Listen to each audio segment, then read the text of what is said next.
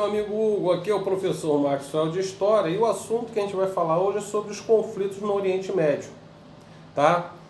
Sendo que esses conflitos que eu vou falar para você, a gente vai falar principalmente dos judeus contra os palestinos. O Estado de Israel, né, o atual Estado de Israel, ele foi fundado em 1948, depois da criação da ONU, na qual um brasileiro chamado Oswaldo Aranha vai até ajudar a fundar o Estado de Israel, que vai ser ali naquela região onde fica a Palestina, certo? E quem vivia lá na Palestina? Claro, os palestinos que são de origem muçulmana. Então, eles vão ter um conflito, bem dizer, religioso, um sendo judeu e o outro sendo muçulmano. E nessa briga ali que vai ter vários conflitos entre eles. Mas antes de a gente falar um conflito entre eles, quando o Estado de Israel foi fundado naquela região, muitos países daquela região ali não gostou muito. Entre eles o Egito, a Síria, o Iraque, o Irã. E o que vai acontecer? Primeiro vai ter uma guerra chamada Guerra de 6 Dias. O próprio nome da guerra já fala, né? Durou só 6 dias. E nessa guerra foi no qual o Egito, junto com alguns países árabes ali, vai se juntar e vai tentar expulsar o Estado de Israel daquela região. Só que os judeus vão vencer a guerra e vão até, inclusive, tomar até algumas regiões dali. Entre elas está lá a colina de Golá e a península do Sinai. Depois que estava tudo parecendo que estava calmo, aí o que vai acontecer? A guerra do Yom Kippur, que é um feriado judeu, sendo que os judeus não estavam esperando. E de novo lá o Egito, junto com a Síria, vai invadir de novo para retomar esses territórios que pertenciam, né, pertenciam a eles. Aí o que vai acontecer? Os judeus vão vencer de novo a guerra e expulsar eles daquele território. Anos depois, Israel vai entrar, por exemplo, em paz com o Egito, tá? E dentro da cláusula lá do tratado de paz entre eles, sendo que o Egito tinha que reconhecer a existência do Estado de Israel naquela região. E isso que vai acontecer. Outros países árabes também, da Península Arábica ali principalmente, vai reconhecer ali o Estado de Israel. Hoje ainda quem não reconhece, por exemplo, é a Síria, o Iraque e o Irã, por exemplo, são países que não reconhecem o Estado de Israel como um Estado independente. Eles dizem que aquela região ali pertence aos palestinos, tá? Voltando de novo à guerra dos judeus contra os palestinos, tá? Tem um camarada que é o líder dos palestinos, Arafat, que através da guerra tenta, né, tomar aqueles territórios na qual os judeus tomaram deles. E ele vê que pela guerra não consegue, e aí o que vai fazer? Vai através da paz. Ele vai fazer a diplomacia e aí ele vai ser reconhecido como o primeiro presidente, por exemplo, da Palestina, que vai comandar lá a OLP, tá? OLP, P de Paulo, tá? E Arafat, certo, consegue até algumas conquistas para o povo palestino, mas ainda está longe, porque os palestinos, na realidade, apesar de ter o Estado deles, mas são totalmente ainda controlados pelos judeus, tá? Pelos israelitas.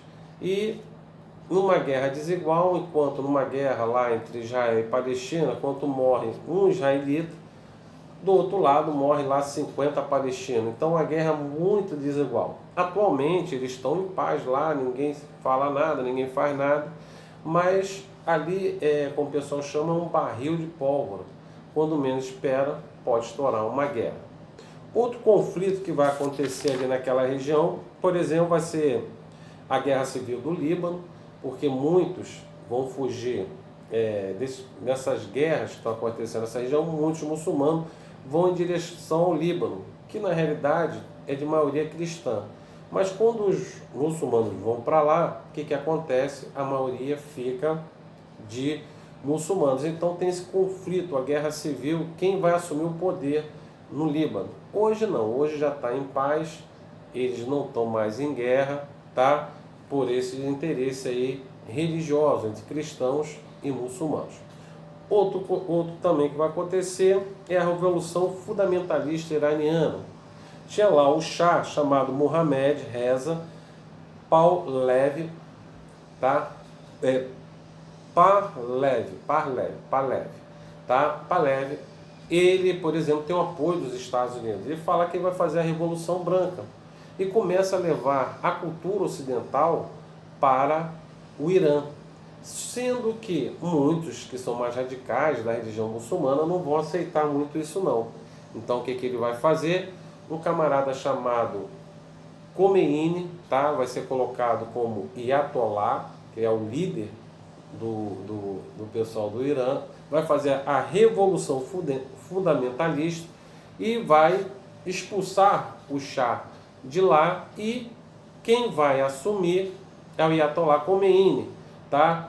Ele corta a relação com os Estados Unidos e, por exemplo, fecha a torneirinha do petróleo lá, e vem a crise do petróleo na década de 70, tá? No mundo inteiro. Eu falo década de 70 aí do século 20. Outro conflito que vai ter naquela região também vai ser a guerra do Irã e do Iraque, tá?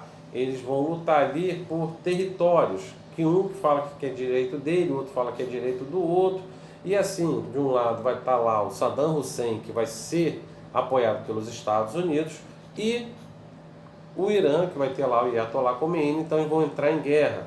Esse conflito vai de 1980 a 1988, e no final ninguém ganha. A ONU se mete lá e fala assim, ó, assina a paz, ninguém ganhou. Mas claro, o Irã vai falar sempre que ele que ganhou a guerra, o Iraque vai falar que ele que ganhou a guerra, tá? Nessa coisa toda vai ter a guerra do Golfo Pérsico, na qual o Kuwait empresta muito dinheiro para o Iraque. O Iraque não tem lá, que Saddam Hussein não tem como pagar, falar para o Kuwait perdoar a dívida, o Kuwait fala que não vai perdoar, e o Iraque vai lá e invade o Kuwait. E aí vem a guerra do Golfo. Os Estados Unidos vai se meter nessa brincadeira toda, nessa guerra, nos interesses do petróleo que tem na região do Kuwait, tá? E acaba o Bush, que é o presidente na época do conflito, tá? E expulsa Saddam Hussein do território do Kuwait, e assim, quando ele expulsa, o Saddam Hussein se mantém no poder, mas ele consegue fazer o Kuwait recuperar sua soberania, tá? Esses foram alguns dos conflitos que está aqui no livro, tá? Que você pode ver. Faça aí os exercícios, tá? Da página dos 327, tá?